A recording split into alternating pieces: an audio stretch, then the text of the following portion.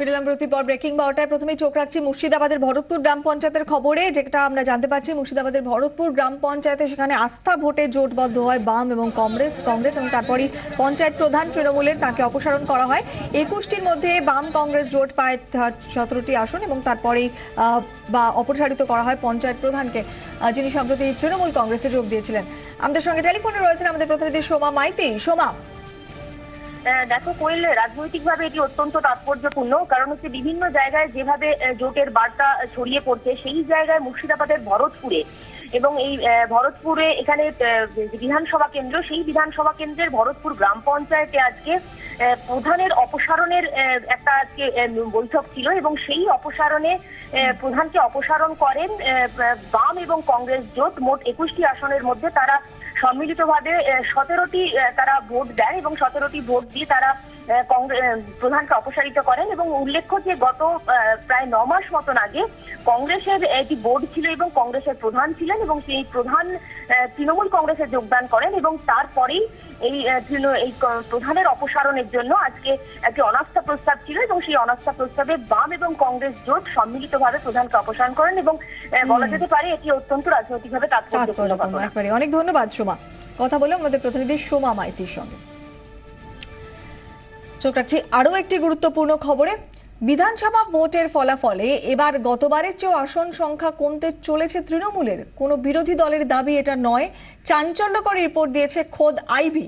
রাজ্য স্বরাষ্ট্র দফতর ইতিমধ্যে জমা পড়েছে তাদের এই প্রাথমিক রিপোর্ট। এবছরের আইবি রিপোর্ট বলছে বাম কংগ্রেস জোট বেঁধে লড়াই হলে তৃণমূল কংগ্রেস সর্বাধিক 170 থেকে 175টি আসন পেতে পারে। প্রতিবারই ভোটের আগে গোয়েন্দা সংস্থার তরফে ধরনের রিপোর্ট দেওয়া হয়। গতবার 2011 বিধানসভা ভোটের আগেও রিপোর্ট দেয় আইবি এবং সেবার রিপোর্টে বলা হয়েছিল যে বামফ্রন্ট 160টির মতো আসন পাবে, যদিও বাস্তবে হয়েছিল একেবারেই উল্টোটা। 2011 ভোটে মাত্র 62টি আসন দখল করে বামেরা। কংগ্রেস তৃণমূল জোট প্রায় 226টি আসন, যার মধ্যে তৃণমূল একাই দখল করে 184টি। এবং আইবির এই প্রাথমিক রিপোর্টকে অবশ্য বিশেষ গুরুত্ব দিতে নারাজ শাসক পক্ষ। তাদের দাবি 200-র উপর আসন এবারে একাই দখল করবে তৃণমূল, যদিও বিরোধীরা এই রিপোর্টকে যথেষ্টই তাৎপর্যপূর্ণ বলে দাবি করছে। আমাদের সঙ্গে সরাসরি নিউজ রুম থেকে রয়েছেন আমাদের প্রতিনিধি সুতপা সেন। সুতপা, আইবির এই রিপোর্ট যা নিঃসন্দেহে অত্যন্ত তাৎপর্যপূর্ণ, এখনো পর্যন্ত কি মনে করা হচ্ছে এই আইবির রিপোর্টকে ঘিরে? দেখো, এই রিপোর্টকে ঘিরে কিন্তু ইতিমধ্যে প্রশাসনিক মহলে আলোচনা চলছে। গত কয়েকদিন ধরে এই বিষয়টি নিয়ে আলোচনা হচ্ছে, কারণ গত সপ্তাহে রিপোর্ট জমা পড়েছে। তবে এইখানে কিন্তু একদম দ্বিধা বিভক্ত বলা যেতে পারে প্রশাসনিক কর্তারা এবং রাজনৈতিক ব্যক্তিত্ব যারা, তারাও কিন্তু এই বিষয়টিকে কেউ কেউ যথেষ্ট গুরুত্ব দিচ্ছেন, কেউ গুরুত্ব দিচ্ছেন না। যেটা বলা হচ্ছে যে যেহেতু গত 2011 সালের বিধানসভা নির্বাচনে আইবি যে রিপোর্ট দিয়েছিল সেখানে কিন্তু দেখা গেছে যা ফল হয়েছে তার সম্পূর্ণ উল্টো, অর্থাৎ আইবি রিপোর্টের পুরো উল্টো। সেখানে এবারে যে রিপোর্ট দেয়া হলো তাতে যে আসনের কথা বলা হচ্ছে সেটাকে রাজনৈতিক দলগুলো একেবারেই গুরুত্ব দিতে চাইছেন না, যদি বিরোধীরা তারা কিন্তু যথেষ্ট গুরুত্ব দিয়ে বিষয়টিকে দেখছেন, কারণ তারা মনে করছেন যে জোট হলে পরে এর প্রভাব পড়বে। আইবি রিপোর্টে যেটা বলা হয়েছে যে তৃণমূল যদি একা লড়াই করে তাহলে ন্যূনতম তারা 170 থেকে 75টি আসন পাচ্ছেই। অন্যদিকে যদি কংগ্রেসের সাথে বামেদের জোট না হয় সেক্ষেত্রে তৃণমূল কংগ্রেস একাই 220টির বেশি আসন পাবে।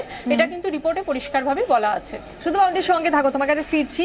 এবং জোটকে যে গুরুত্ব তারা দিচ্ছেন না এমনটাই বক্তব্য সুব্রত মুখার্জি। তিনি যেটা জানিয়েছেন যে ভোটের পর কার্যত মুছে যাবে বিরোধীরা। এবং কয়েকদিন আগে সুব্রত মুখার্জি এই দাবি করেছিলেন, যার সঙ্গে কোনোভাবেই খাপ খাচ্ছে না আইবির এবারের রিপোর্ট। দেখুন, একটা রাজনৈতিক স্লোগান, কিন্তু আমাদের কিছু এসে যায় না, কিন্তু আমরা এইটুকুনি জানি, আমরা নিজেদের মধ্যে সার্ভে করে দেখেছি যে আগামী নির্বাচনের ফল পুরোপুরি তৃণমূল কংগ্রেস সরকার করবে এবং স্বীকৃত বিরোধী দল থাকবে।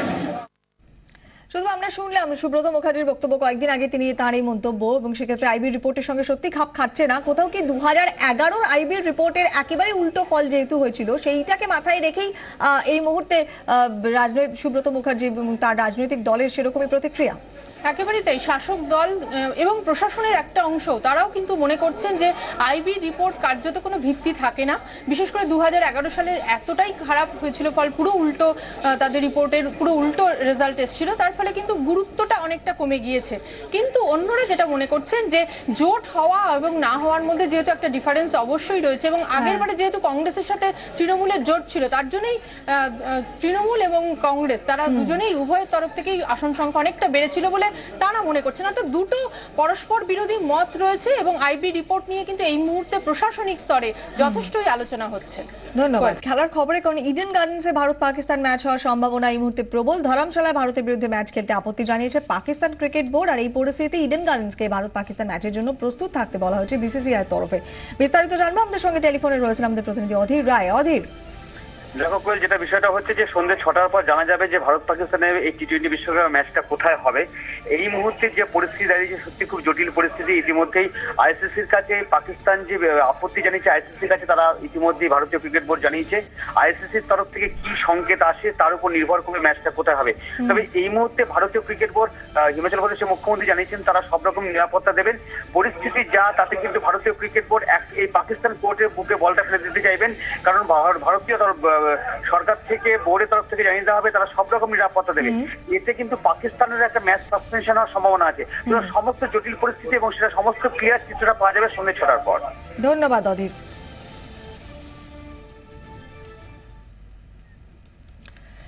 ব্রেকিং 12টা আপাতত এ পর্যন্তই। অন্যান্য খবর থাকছে, সঙ্গে থাকুন 24 ঘন্টা।